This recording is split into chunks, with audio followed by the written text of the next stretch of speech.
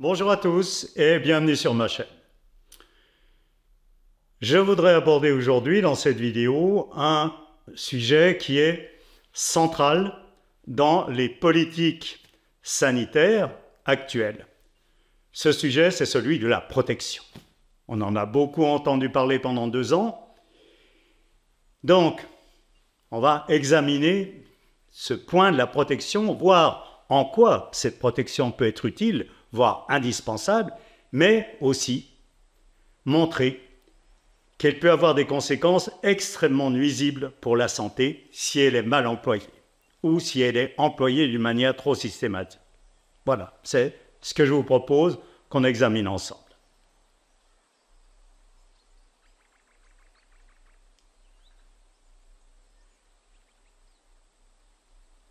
Donc, pendant 2 ans, plus de 2 ans, on n'a parlé que de ça, de protection, gestes barrières, justement, faire barrière, se protéger contre le virus, ne pas propager le virus, les masques, l'isolement et le vaccin qui est aussi une protection. Cette idée de protection, elle n'est pas apparue avec le Covid, simplement là, elle était exacerbée.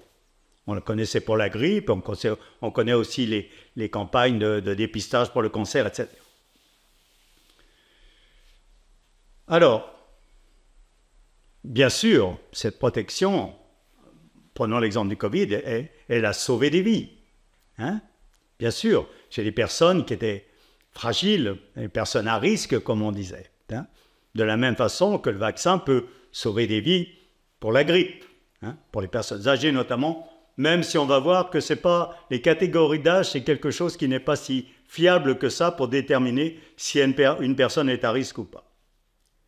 Alors, avant d'aller plus loin, je voudrais déjà régler le compte avec un certain type de protection qui est systématisé et qui non seulement est inutile, mais qui est nuisible à la santé. C'est la protection ou le traitement des maladies bénignes et des symptômes bénins. Maladies bénignes, le rhume, l'angine, etc., la bronchite, symptômes bénins, la fièvre, etc. Pourquoi ? Ces maladies bénignes, toutes les maladies bénignes, tous les symptômes bénins ont au départ une fonction de rééquilibrage. Ce sont des moyens pour le corps de se rééquilibrer. Je développe cette question en détail dans la vidéo qui s'intitule « Soigner les maladies, oui mais pas toutes ». Si on soigne, souvent avec un remède allopathique, ces maladies bénignes, symptômes bénins, on empêche ce travail de rééquilibrage de se faire correctement et en plus à la longue, on va nuire à notre santé, on va nous rendre beaucoup plus vulnérables. Hein? Je vous renvoie donc à cette vidéo pour plus de détails là-dessus. Voilà. En ce qui concerne les protections contre les virus, mais aussi contre la canicule, mais aussi contre les pollutions, c'est-à-dire des éléments extérieurs qui nous agressent. Donc, personne à risque, personne pas à risque. Protégé par le vaccin contre le Covid, des personnes âgées, dites à risque, et puis contre la canicule, donner des conseils, etc., s'hydrater, rester au frais, etc. Bon. Alors, pour les personnes à risque, ok, hein, effectivement, ça peut sauver la vie, l'organisme est plus capable de faire face tout seul, donc il a besoin d'une aide et d'être un peu protégé. Mais, pour tous les autres, et on s'est rendu compte avec le Covid que ça représentait beaucoup de monde. À la fin, tout le monde l'a eu. Et ça n'a pas été une hécatombe à ce moment-là. Donc, sauf les personnes vraiment à risque, j'allais dire, hein, on verra un peu plus tard comment on peut définir un peu plus précisément ce que c'est qu'une personne à risque. L'âge, c'est qu'un critère parmi bien d'autres, et comme je viens de le dire, pas fiable, loin d'être fiable à 100%.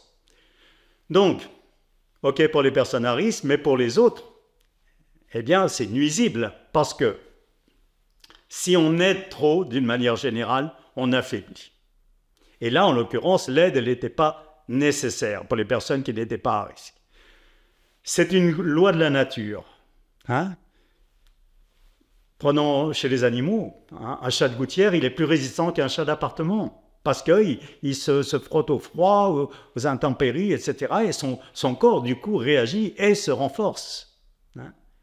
le paresseux, qui est une espèce animale, qui est paresseux, donc il est très mou, il a aucune vivacité, etc., contrairement à tous les animaux sauvages. Pourquoi? Parce qu'il n'y a pas de prédateur sur son territoire. Il n'a pas besoin de se défendre. Du coup, le corps, eh bien, ses capacités s'amenuisent. C'est une loi de la nature. Et le Covid nous en a donné un magnifique exemple, si on peut dire, parce que ça a eu des conséquences ennuyeuses, avec les bronchiolites. Après le Covid, des épidémies de bronchiolite qui ont eu une ampleur qu'on n'avait jamais vue. Et les médecins eux-mêmes ont dit, ça s'explique parce que le corps a contracté une dette immunitaire. Ça veut dire qu'il a été surprotégé pendant 1 an ou 2 ans, et du coup, son système immunitaire s'est endormi. Et du coup, épidémie de bronchiolite. Donc, c'est les médecins eux-mêmes qui disent trop de protection affaiblie, ce qui ne les empêchait pas, par ailleurs, de vacciner, de prôner, d'inviter, d'obliger, même à la vaccination, gestes barrières, etc. Bon, il y a une petite incohérence, mais enfin, ce n'est pas le sujet du jour. Voilà. Ce qu'ils n'ont pas dit également, c'est que si le système immunitaire a perdu de sa vigueur à la suite de cette surprotection, c'est valable aussi avec le Covid, c'est-à-dire qu'en surprotégeant, eh bien, les organismes devenaient plus vulnérables au Covid, mais ça, personne ne l'a dit. Voilà. Donc, trop de protection affaiblie. Ça, et du coup, protéger quand c'est vraiment nécessaire, mais surtout pas le reste du temps. Alors, quand est-ce que c'est vraiment nécessaire? Quelles sont les personnes à risque? Ah ben c'est l'âge, c'est si on a le diabète, l'obésité. Effectivement, les comorbidités, comme on disait, c'est des facteurs aggravants, donc il y a des chances pour que la personne, elle soit plus vulnérable. Mais chez les personnes âgées, il y a de grandes disparités d'une personne à l'autre. J'ai connu une personne de 90 ans qui cicatrisait très vite. Je verrai dans 2 minutes que c'est un signe d'un corps réactif. Elle passait les maladies bénignes comme une fleur, etc. Alors qu'il y a des personnes à 35 ans qui n'ont pas cette réactivité. Vous voyez, même si proportionnellement, statistiquement, effectivement, il y a plus de personnes âgées qui ont perdu de cette résistance, de cette réactivité. Alors, pour tous les autres, il y a cette tranche d'âge entre l'âge adulte, personne âgée, ça va dépendre des personnes. C'est très délicat à déterminer. Pour les personnes plus jeunes, vous voyez d'ailleurs même, c'était reconnu au départ, on ne s'inquiétait pas pour les petits. On a raison. Les petits, ils ont encore un corps très réactif, tout neuf. Donc, face au Covid, face à un microbe, etc., face à n'importe quoi. Donc, surtout pas affaiblir en surprotégeant alors qu'ils n'en ont pas besoin. Sauf cas exceptionnel, et puis on suit l'évolution, évidemment. Mais en tout cas, pas se précipiter sur la protection, surtout pas, pour les petits qui... Après, alors, comment déterminer entre les petits qui, globalement, n'ont pas à être protégés, et puis les personnes âgées qui, souvent, ont besoin de l'être, et il y a cet écart d'âge, cet espace entre les deux.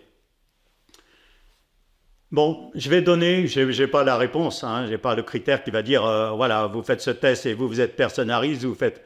Bon, mais quand même, je vais vous donner 2 indications qui sont assez fiables, même fiables, sur le degré de réactivité de votre corps. C'est la vitesse de cicatrisation. Si vous cicatrisez à la vitesse de l'éclair ou assez vite, votre corps est réactif. À mon sens, vous n'avez pas besoin d'être protégé, même contre un Covid. Ce qui n'empêche pas, encore une fois, de suivre l'évolution des symptômes. Et si vos maladies bénignes passent très vite, si votre rhume passe en quelques heures, vous n'avez pas de souci à vous faire. En un jour, pas. S'il dure un peu plus longtemps, là, méfiez-vous, c'est que votre corps n'est pas réactif. Là, vous avez effectivement sûrement besoin d'une protection. Voilà, un petit indice, mais qui peut être très utile. Donc, c'est délicat, surtout quand c'est un agresseur comme le Covid qui est puissant. Donc, la réponse que j'aurais, je n'ai pas la réponse à ce problème, mais du moins un moyen, j'allais dire, de réactiver l'organisme, justement pour pas être toujours là, à pas savoir si oui, il faut le vaccin, il ne faut pas le vaccin, il faut une protection, il ne faut pas. Si votre organisme a gardé ou retrouvé sa réactivité, comme je disais il y a 2 minutes avec le rhume, qui dure quelques heures ou un jour maximum, Voilà. Seulement, ça c'est rare. La plupart des organismes sont devenus apathiques, plus ou moins selon les gens, bien entendu. Et ça, c'est dû au fait, je vous renvoie encore à ce que je disais sur ne pas soigner les maladies bénignes, les traitements allopathiques désensibilisent l'organisme. Du coup, progressivement.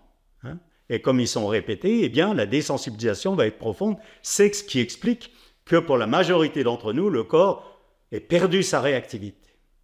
Je vous renvoie à une autre vidéo sur le sujet qui s'appelle « La vraie maladie, la désensibilisation ». Voilà. Donc, j'allais dire, au bout du compte et surtout au vu de ce qui nous attend, c'est-à-dire réchauffement climatique, il va falloir supporter les chaleurs qu'on nous annonce. Et puis, nouveau virus, apparemment, c'est amené à ça se diversifie, etc. Et puis également les pollutions diverses qui peuvent être dangereuses si l'organisme n'a pas retrouvé. Donc, je dirais qu'à court terme, il faut des moyens de défense. Si mon organisme n'est pas capable, il faut un moyen tout de suite. Bon, un vaccin ou autre chose, me protéger. Mais à moyen ou long terme, à mon avis, il y a urgence actuellement de réactiver son organisme. Et si je le dis, c'est que c'est possible. Sinon, je ne me permettrai pas d'en parler. Il y a un moyen, il y en a sûrement d'autres, mais en tout cas un que je connais, que j'ai testé, que j'ai vu à l'œuvre chez d'autres personnes, qui est une pratique corporelle où le corps, stimulé par certains gestes techniques et par un accompagnement, va avoir beaucoup plus de réactivité que d'habitude. Du coup, il va s'employer à remettre en ordre tout ce qui n'est pas en ordre à l'intérieur de lui. Je vous renvoie à la vidéo qui s'intitule « Auto-réajustement, quand le corps répare l'esprit » où j'explique ça en détail.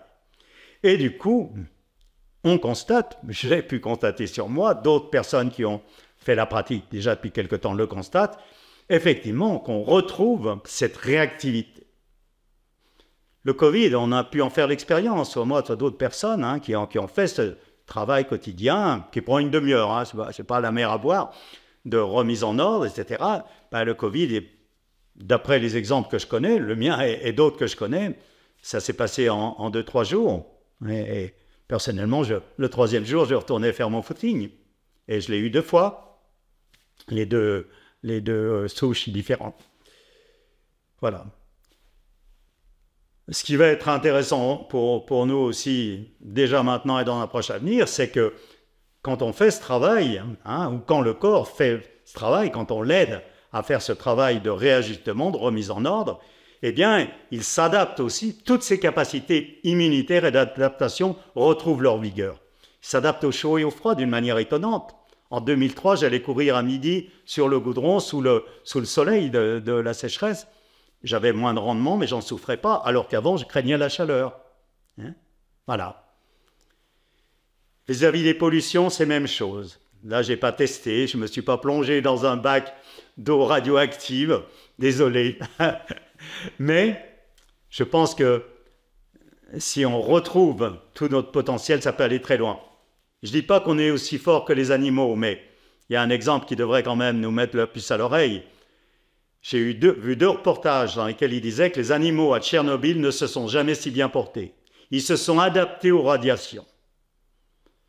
Ils ont gardé tout ce potentiel de réactivité, d'adaptation, que nous, on a perdu. Les hommes sauvages, dits sauvages, entre guillemets, ça n'a rien de péjoratif dans ma bouche, bien au contraire. Si je peux retrouver encore plus de sauvages, j'en serais fier. Ils sont beaucoup plus résistants que nous. Aux intempéries, à la chaleur, au froid, etc. Voilà. Donc, on constate que suite à cette pratique d'auto-réajustement, de réajustement spontané, comme je l'appelle, eh bien, le corps, effectivement, retrouve tout simplement, parce que c'est des capacités qu'il avait toujours, mais qui ont été étouffées. Des capacités de défense quand il y a besoin. Ces maladies bénignes dureront peu de temps, elles rempliront leur rôle, on en sortira rafraîchi. Donc, et puis, contre aussi les problèmes comme la chaleur, le froid ou pollution, eh bien, on sera beaucoup plus armé pour s'en sortir. Et ça, encore une fois, vu ce qui nous attend, ce n'est pas les protections extérieures. Les protections extérieures, on va vite en voir les limites. Ce n'est pas parce qu'on peint les trottoirs en blanc ou qu'on met de la végétation sur les murs que ça va régler le problème. Ça va aider. Mais dans une proportion infime par rapport au travail qu'on peut faire sur soi-même, c'est-à-dire celui qui va affronter, notre organisme qui va affronter ces difficultés, ces agressions extérieures. Voilà donc l'information que je voulais transmettre. Quand on l'a vécu et que ça amène une telle transformation, j'allais dire, dans ces réactions, qu'on peut se passer, sauf accident, de toute assistance médicale, parce que le corps n'a pas été désensibilisé par des traitements allopathiques répétés et parce qu'il a fait ce travail de remise en ordre. Et puis, qu'on voit, voilà, je pense qu'on ne peut pas s'en sortir réellement autrement, sinon ça sera toujours comme ça, de mettre des barrières, mettre des barrières, mettre des barrières, qui rendent la vie impossible et qui ne solutionnent pas le problème. Voilà ce que je voulais vous dire aujourd'hui. J'espère que vous pourrez en tirer profit, que vos enfants pourront en tirer profit surtout, que vous cessiez de les protéger inutilement. Je connais une école dite alternative où les enfants ils vivent comme des sauvages quelque part. Même l'hiver, ils mangent dehors. Il ne s'agit pas d'exagérer non plus. Ils se couvrent s'ils ont envie de se couvrir. Les enfants, ils ne sont pas masochistes. C'est les parents qui ont peur. Il faut te couvrir, tu vas prendre froid. L'enfant, s'il a froid, il n'a pas envie de se faire de mal. Enfin, voilà. Donc, en évitant de surprotéger vos enfants, de vous surprotéger vous-même, et puis, si vous êtes motivé, parce que c'est une démarche, une demi-heure par jour, mais de faire retrouver progressivement au corps ses capacités, les capacités de défense, d'adaptation qu'il a perdu. Voilà. Si vous voulez plus de renseignements, je vous invite à consulter mon livre. Donc, vous trouverez les références dans le site de la chaîne. Et puis, il ne me reste plus qu'à vous remercier pour votre attention et à vous dire à peut-être une autre fois dans une autre vidéo.